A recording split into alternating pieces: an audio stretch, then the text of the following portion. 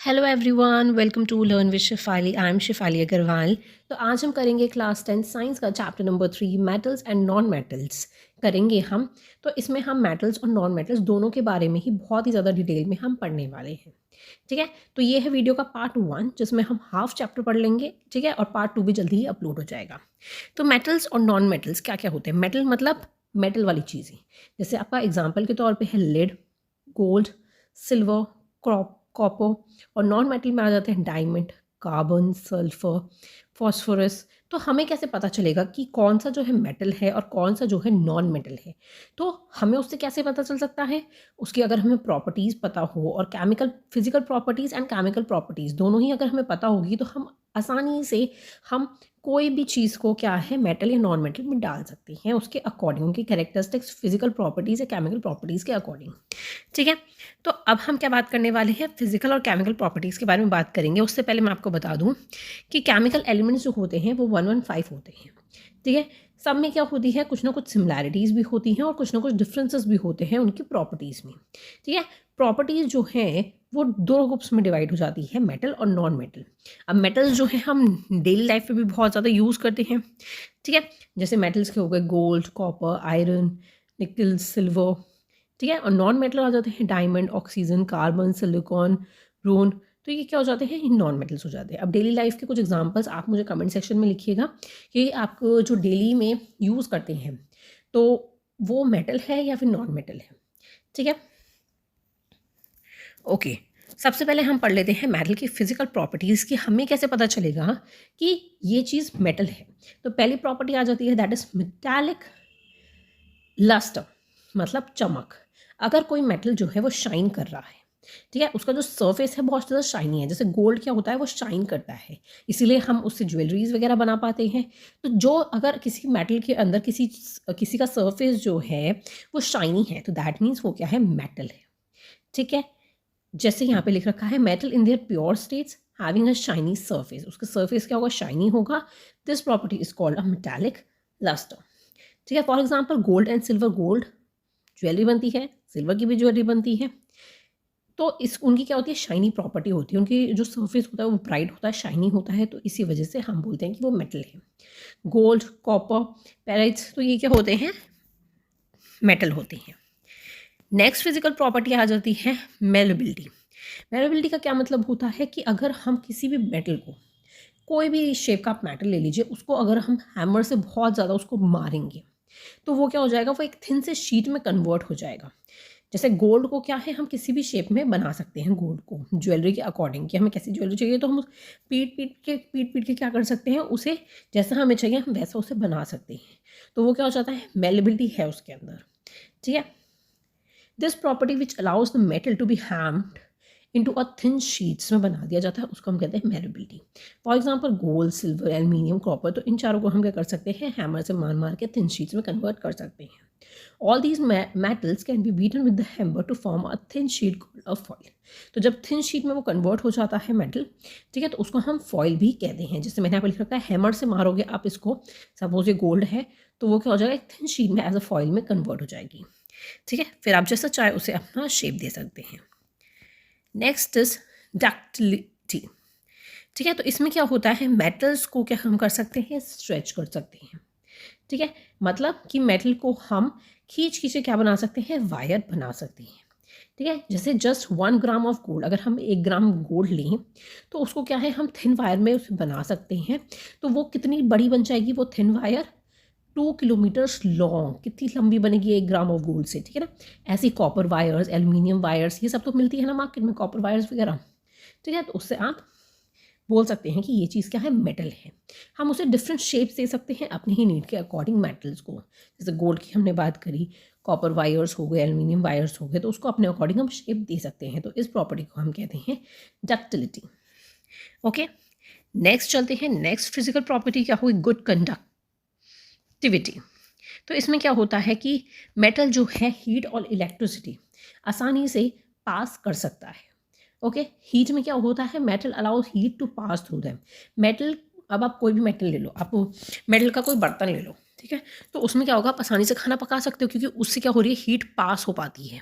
ठीक है। इलेक्ट्रिसिटी की बात करते हैं तो मेटल्स जो है वो इलेक्ट्रिसिटी अलाउ करता है कि उससे क्या है, इलेक्ट्रिसिटी आसानी से पास हो जाए। सेल है, तो सेल से क्या होता है, एक इलेक्ट्रिसिटी पास हो रही है जिसकी वजह से बल्ब बल्ब वगैरह जल पाते हैं। ठीक है। तो इलेक्ट्रिसिटी और हीट आसानी से मेटल के अंदर क्या हो सकती है, पास हो सकती है। Okay. For example the best conductor of heat are silver and copper. Silver और कॉपर जो होते हैं वो best conductor of heat and electricity होते हैं। लीड और मरकरी जो होते हैं वो पुअर कंडक्टर ऑफ हीट होते हैं। आपसे एक नंबर पर पूछा जा सकता है कि सबसे पुअर कंडक्टर ऑफ हीट कौन सा है, तो आपको क्या बोलना है, लेड एंड मरकरी। ओके। तो ये था हमारा हीट एंड इलेक्ट्रिसिटी अलाउ पास हो सकती है मेटल से। अब नेक्स्ट आ जाती है सोनरस। इसमें क्या होता है, मेटल्स जो है वो बहुत ज़्यादा हार्ड होते हैं, तो जिसकी वजह से क्या होता है, उसमें से एक रिंगिंग साउंड निकलती है। ठीक है। अगर आप उसको उसके सर्विस पे क्या करोगे, स्ट्राइक करोगे, हिट करोगे। जैसे मैंने यहाँ पे एग्जांपल दे रखा है, स्कूल बेल्स। स्कूल बेल्स क्या होती हैं, मेटल की बनी हुई होती हैं, तो उस पर जब आप हैमर से ऐसे हाथ से बजाते हो बेल, जैसे मंदिर की बेल हो गई, ये मंदिर की बेल हो गई, जैसे आप हाथ से बजाते हो मेटल की आवाज़ आती है। ठीक है। ऐसी स्कूल बेल्स हो गई, पहले ऐसे स्कूल बेल हुआ करती थी, फिर इसको जब आप मारोगे तो आवाज़ प्रोड्यूस हुआ करेगी। ठीक है। तो ये सब क्या हो गए कि एक मेटल जो है वो एक रिंगिंग साउंड जो है प्रोड्यूस करता है। ठीक है। एल्युमिनियम का क्या होता है, सबसे हाई पिच साउंड होता है, सबसे हाई पिच। ठीक है। जिससे बेल्स बनाई जाती है, wires of the musical instruments बनाए जाते हैं, जैसे सितार और वायलिन को ऐसे बजाया जाता है ना, उसकी तारें कैसी होती हैं, मेटल की सी बनी होती है वो। ठीक है। एल्युमिनियम की बनी हुई होती हैं वो।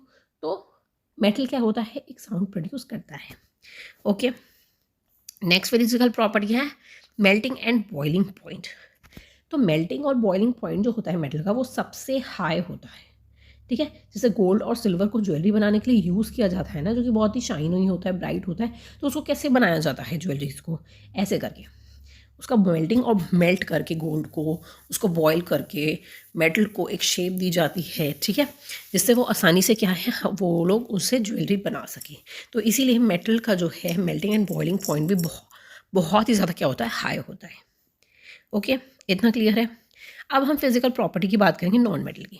तो जो मेटल की फिजिकल प्रॉपर्टीज हमने पढ़ी थी, शाइन, थिन शीट में कन्वर्ट करना, उसे थिन वायर में कन्वर्ट करना, गुड कंडक्टर, हाई मेटलिंग और बॉइलिंग पॉइंट, तो ये सारी जो है इनका उल्टा हो जाता है। नॉन मेटल में कोई शाइनी चीज़ नहीं होती, उसे हम खींच के क्या कर सकते हैं, थिन वायर नहीं बना सकते, उसका जो है वो नहीं कर सकते, क्या कहते हैं, थिन शीट में कन्वर्ट नहीं कर सकते। वो बैड कंडक्टर ऑफ होता है हीट एंड इलेक्ट्रिसिटी का, उसका मेल्टिंग और बॉइलिंग पॉइंट भी बहुत ज़्यादा लो होता है। तो हम इसलिए नॉन मेटल को क्या कर सकते हैं, बॉयल या मेल्ट नहीं कर सकते हैं। तो ठीक है, आपको एक की मेटल फिजिकल प्रॉपर्टीज़ पता हो जाएगी तो दूसरे की ऑटोमेटिकली आपको पता हो ही जाएगी। ठीक है जी, इतना क्लियर है। तो अब हमने पढ़ ली है फिजिकल प्रॉपर्टीज़। अब कुछ क्या होता है, एक्सेप्शंस होते हैं मेटल और नॉन मेटल दोनों की। ओके। पहला ये है कि मेटल्स जो है वो सॉलिड होते हैं, मतलब बहुत ज़्यादा हार्ड होती है उनकी सरफेस, ये चीज़ हमें बहुत अच्छे से पता चल चुकी है। लेकिन मरकरी क्या होता है, एक मेटल होता है, लेकिन वो एक लिक्विड फॉर्म में होता है मरकरी। ठीक है। एट अ रूम टेम्परेचर, तो इसीलिए वो मेटल तो है, लेकिन मरकरी क्या है, एक लिक्विड है एट अ रूम टेम्परेचर पे। ठीक है। Metal have a high melting and boiling point, ये चीज़ हमें बहुत अच्छे से पता है। लेकिन दो ऐसे मेटल है जिनके लो मेल्टिंग पॉइंट्स होती हैं, जैसे गिल्सियम एंड कैल्शियम। ठीक है। ये जो दो मेटल्स है, अगर आप इनको अपने पाम पे, अपने हाथ पे रखोगे, तो वो वहीं पे ही मेल्ट हो जाएंगे, वो दोनों ही मेटल। तो उनका जो मेल्टिंग पॉइंट है वो बहुत ही ज़्यादा क्या है, लो है। ओके। नेक्स्ट है एल्कलाइन मेटल्स। ठीक है। वो क्या होते हैं, बहुत ज़्यादा सॉफ्ट होते हैं, वो नाइफ से ईजिली कट हो जाते हैं, तो उनका मेल्टिंग पॉइंट जो होता है, उनकी डेंसिटीज़ जो होती हैं वो बहुत ज़्यादा क्या होती है, लो होती हैं। ठीक है। तो ये कुछ एक्सेप्शन थे मेटल के। अब नॉन मेटल की बात करते हैं। अब नॉन मेटल क्या होते हैं, वो सॉलिड या फिर गैशियस में होते हैं। ठीक है। Accept bromine. ब्रोमीन क्या होता है, वो लिक्विड फॉर्म में होता है। नॉन मेटल सॉलिड भी होते हैं और गैशियस स्टेट में भी होते हैं, जैसे ऑक्सीजन की हमने बात करी, लेकिन ब्रोमीन वो हमेशा लिक्विड फॉर्म में होता है। ओके। आयोडीन। आयोडीन एक लस्ट्रस नॉन मेटल है। ठीक है। जबकि हमें ये चीज़ पता है कि नॉन मेटल्स जो होते हैं वो शाइनी सरफेस उनका नहीं होता है। ठीक है। नॉन लस्ट्रस होते हैं, लेकिन आयोडीन जो होता है वो एक नॉन मेटल है, तो उसका क्या है, लस्ट्रस नॉन मेटल है वो। ठीक है। डायमंड। डायमंड क्या होता है, एक हार्डेस्ट नेचुरल नॉन सब्सटेंस है, जबकि हमें ये चीज़ पता है कि मेटल सबसे ज़्यादा हार्ड होते हैं as compare to non metals, तो इसी वजह से डायमंड भी एक एक्सेप्शन में आ जाता है। ग्रेफाइट। ग्रेफाइट एक गुड कंडक्टर है इलेक्ट्रिसिटी का, जबकि हमें ये चीज़ पता है कि नॉन मेटल्स क्या होते हैं, good conductor of heat and electricity नहीं होते हैं, ठीक है। लेकिन ग्रेफाइट जो होता है वो गुड कंडक्टर ऑफ इलेक्ट्रिसिटी होता है। ओके, इतना क्लियर है। तो ये कुछ एक्सेप्शंस थे जो आपको पता होने चाहिए। अब फिजिकल प्रॉपर्टीज़ हमने बहुत ईजिली पढ़ ली क्योंकि बहुत ही ज़्यादा ईजी थी, ठीक है। केमिकल प्रॉपर्टीज़ पढ़ लेते हैं सबसे पहले मेटल की। ओके, पहला जो होता है, हम मेटल को एयर के साथ रिएक्ट करने वाले, एयर मतलब O2, ऑक्सीजन के साथ अगर हम रिएक्ट करते हैं तो क्या चीज़ बनती है। Okay, metal react with oxygen to form a, कोई भी मेटल लेंगे उसको ऑक्सीजन के साथ रिएक्ट करेंगे तो क्या बनेगा, मेटल ऑक्साइड बनेगा, ठीक है। तो देखते हैं, metal plus oxygen is equal to metal oxide. Example लिया है हमने कॉपर का, कॉपर प्लस O2 मतलब C2Cu, ठीक है। तो इन दोनों को प्लस करोगे तो क्या बनेगा, O2 है, 2 ऑलरेडी दे रखा है तो CuO लग जाएगा, तो क्या बन गया हमारा कॉपर ऑक्साइड। नेक्स्ट लेते हैं एग्जाम्पल एल्यूमिनियम का, तो क्या हो जाता है, एल्यूमिनियम प्लस ऑक्सीजन तो एल्यूमिनियम ऑक्साइड हो जाता है, वेरी सिंपल। ओके, अब हमें ये भी तो पता होना चाहिए मेटल ऑक्साइड होता क्या है। हमने मेटल को एयर के साथ तो रिएक्ट करवा दिया, मेटल ऑक्साइड क्या होता है, तो ये नेचर में बेसिक होता है, ठीक है। ये हमेशा एसिड के साथ क्या है, ऑपोजिट रिएक्ट करता है, always react with acid opposite, ठीक है। कुछ जो मेटल ऑक्साइड होते हैं बहुत दोनों ही एसिड या फिर बेस के साथ रिएक्ट करते हैं, जिसको हम कहते हैं एटफोटोरिक ऑक्साइड, ठीक है, जैसे कॉपर ऑक्साइड और एल्यूमिनियम ऑक्साइड, ठीक है। ये दोनों क्या होते हैं, एसिड के साथ रिएक्ट करते हैं। तो ये जो मेटल ऑक्साइड बन रहा है हमारा कॉपर ऑक्साइड एल्यूमिनियम ऑक्साइड, इसको हम कहते हैं एम्फोटोरिक ऑक्साइड, ठीक है। अब एल्यूमिनियम जो है वो रिएक्ट कर रहा है बेस के साथ, ठीक है, और एल्यूमिनियम ऑक्साइड जो है वो एसिड के साथ भी रिएक्ट कर रहा है। तो चलिए देखते हैं, तो एल्यूमिनियम ऑक्साइड मतलब Al2O3, बेस के साथ NaOH, तो क्या बन जाएगा हमारा एल्यूमिनियम,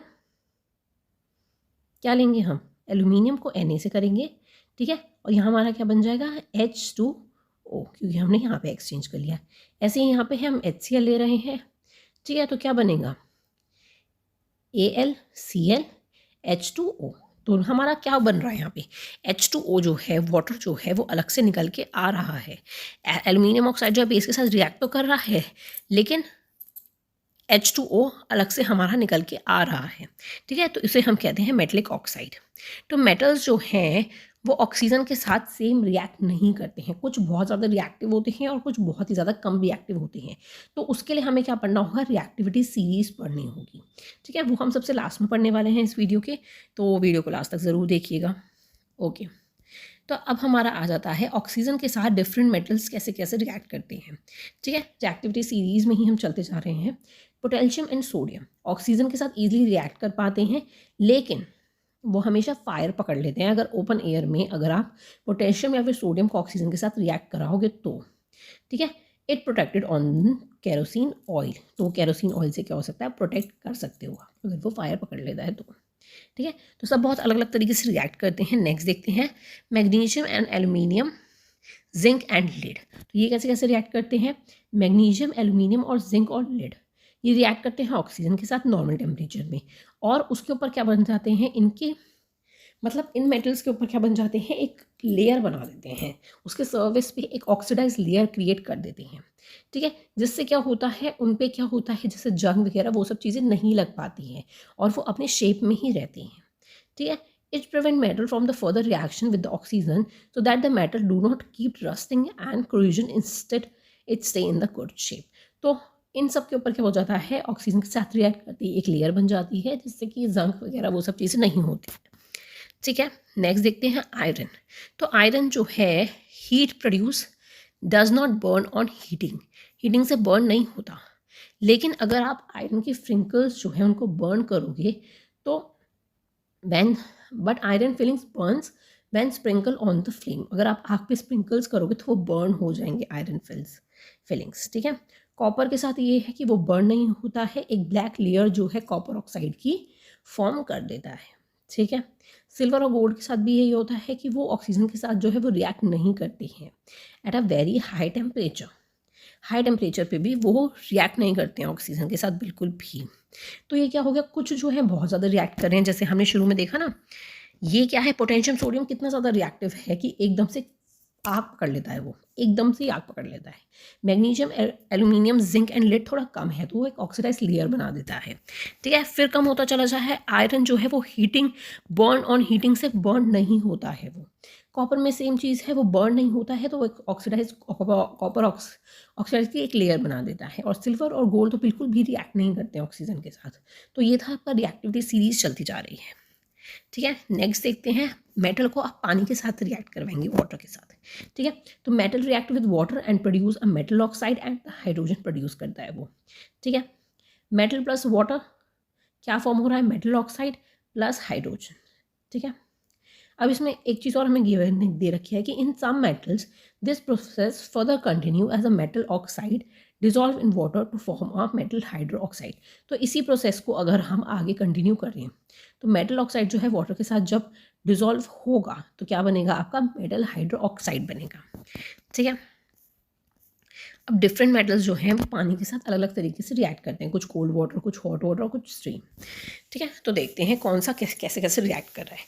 सबसे पहले पोटेशियम एंड सोडियम, तो ये कैसे रिएक्ट करते हैं, कोल्ड वाटर के साथ एक एक्सोथर्मिक रिएक्शन प्रोड्यूस करते हैं। मुझे जल्दी से कमेंट सेक्शन में बताओ, हमने पहले पढ़ रखा है एक्सोथर्मिक रिएक्शन क्या होता है, ठीक है। तो इसमें क्या हो रही है, हीट एनर्जी जो है एक्स्ट्रा में प्रोड्यूस हो जाती है। जैसे मेटल ऑक्साइड प्लस वाटर को हम एक दूसरे के साथ रिएक्ट करवा रहे हैं तो क्या बन रहा है, हमारा मेटल हाइड्रोक्साइड बन रहा है प्लस हाइड्रोजन हो रही है। तो बस एक चीज़ एक्स्ट्रा ऐड हो रही है क्योंकि एक्सोथर्मिक रिएक्शन हो रहा है, तो दैट मीन्स हीट एनर्जी क्या हो रही है, प्रोड्यूस हो रही है, ठीक है। कैल्शियम की बात करते हैं तो कैल्शियम जो है रिएक्ट करता है कोल्ड वाटर के साथ हमेशा, ठीक है। कोल्ड वाटर के साथ रिएक्ट करेगा तो वो फायर पकड़ेगा नहीं, ठीक है।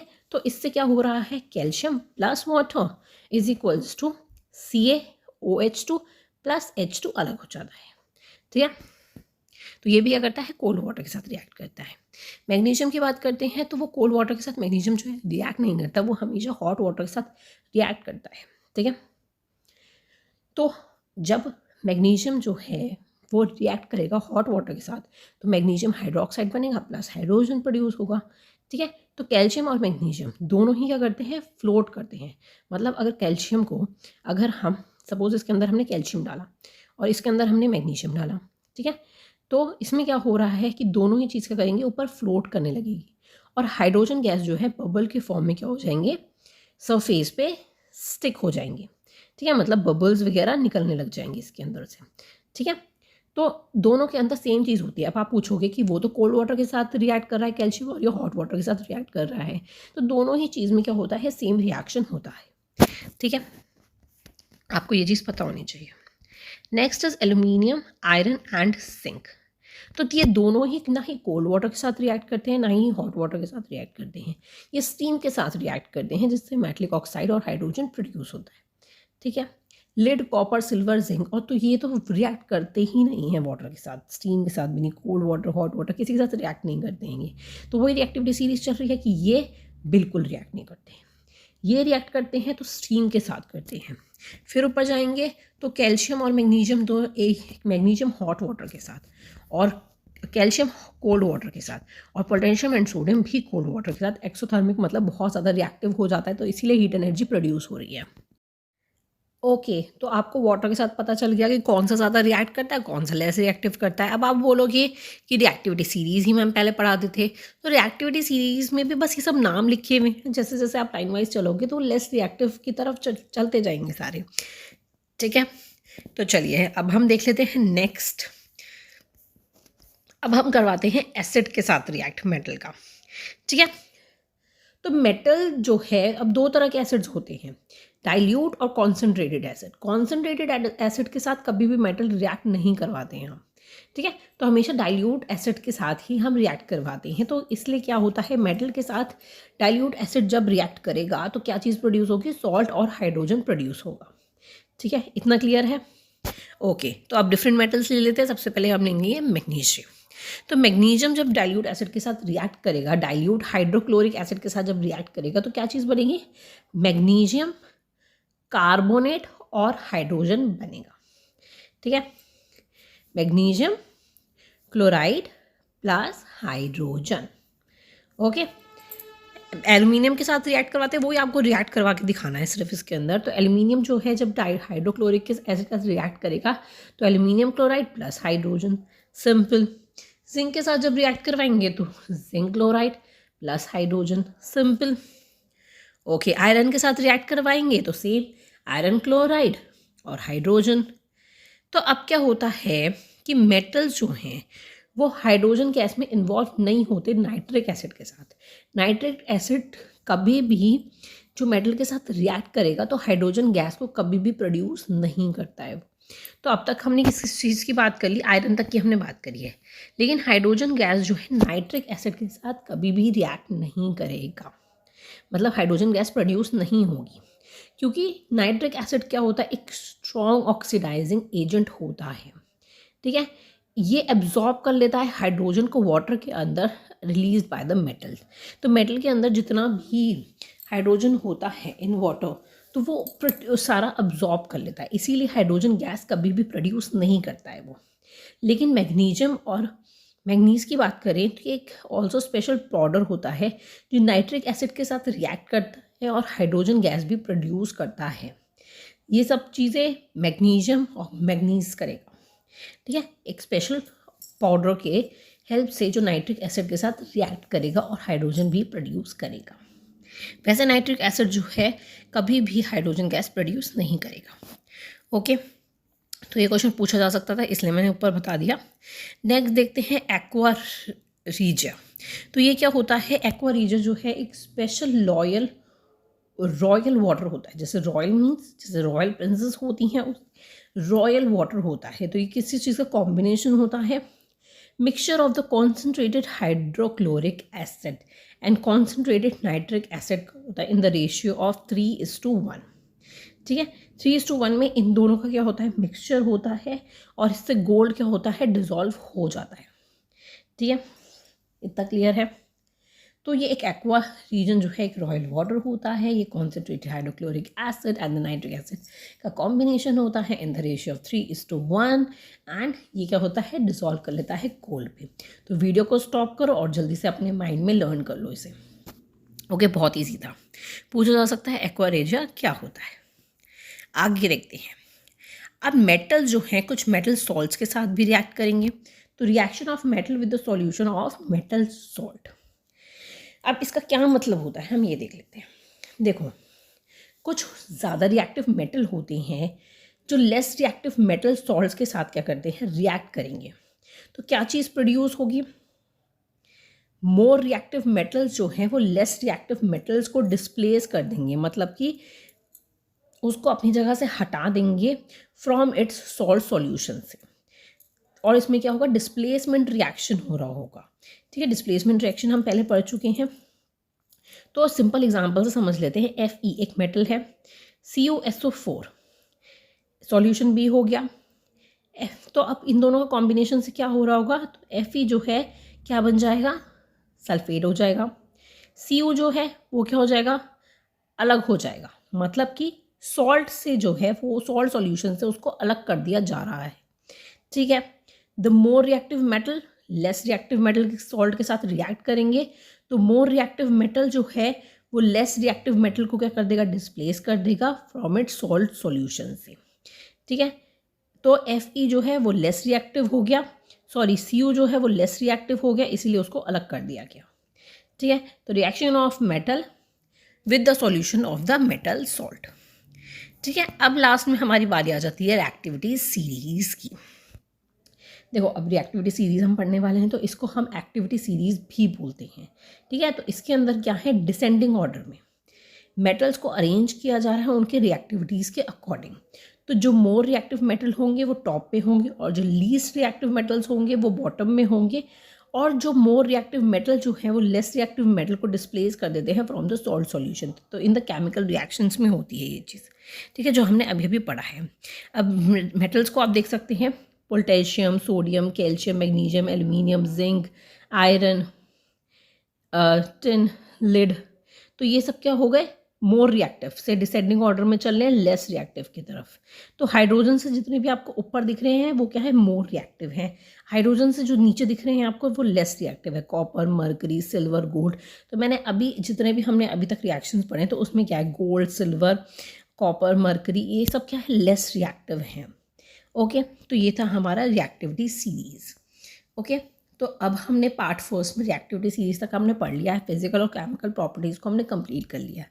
ठीक है, आगे जो बचा कुछ चैप्टर है वो हम पार्ट 2 में नेक्स्ट वीडियो में करेंगे। वीडियो पसंद आई तो लाइक ज़रूर कर दीजिएगा और चैनल को सब्सक्राइब करना मत भूलिएगा। ये जो पूरे नोट्स का जो PDF है वो आपको डिस्क्रिप्शन बॉक्स में मिल जाएगा या टेलीग्राम चैनल पर भी आप जाके देख सकते हैं। तो वहाँ तो मैं डालूंगी टेलीग्राम पर, तो आप वहाँ से जाके डाउनलोड कर सकते हैं। ठीक है, ओके, मिलते हैं नेक्स्ट वीडियो में। Thank you so much for watching, bye bye.